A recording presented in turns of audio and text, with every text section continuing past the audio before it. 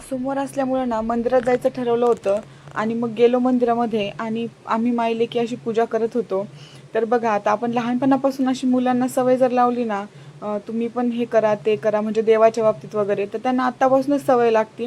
म्हणजे मग पुढे त्यांना काय हे होत नाही, त्यांना सवय राहते लहानपणापासूनच. आणि मंदिराच्या मागे ना हे बघा इतका छान व्ह्यू आहे की मला काय बसायचं तिथे जाऊन मोह आवरला नाही. फौजीनं म्हटलं चला आपण इथे थोडं बसूयात पूजा झाली तर. खूप छान वाटत होतं, वातावरण एकदम छान होतं, मस्त वारंही चालू होतं.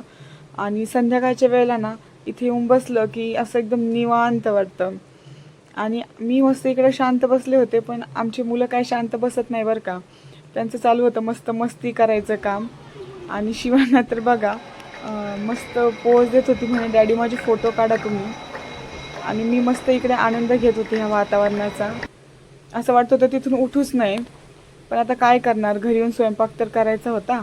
मग आले आणि पटकन लागले स्वयंपाकाला. पीठ वगैरे मळून गेलेली होती मी आणि तिथून आले. भाजी वगैरे पण केलेली होती, फक्त चपात्याच लाटायच ठेवल्या होत्या. म्हटलं गरम गरम चपात्या करूयात.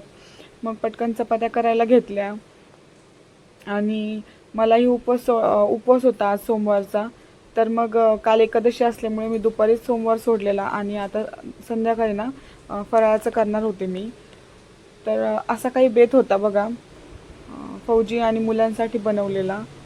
मस्तपैकी वरण, भेंडी, चपाती असं बनवलं होतं. आणि माझ्यासाठी ना रताळूची खीर बनवलेली. तर आता ही खीर ना मी बऱ्याच दिवसानंतर बनवली होती, पण इतकी टेस्टी झाली होती की काय सांगू, खूपच छान झाली होती.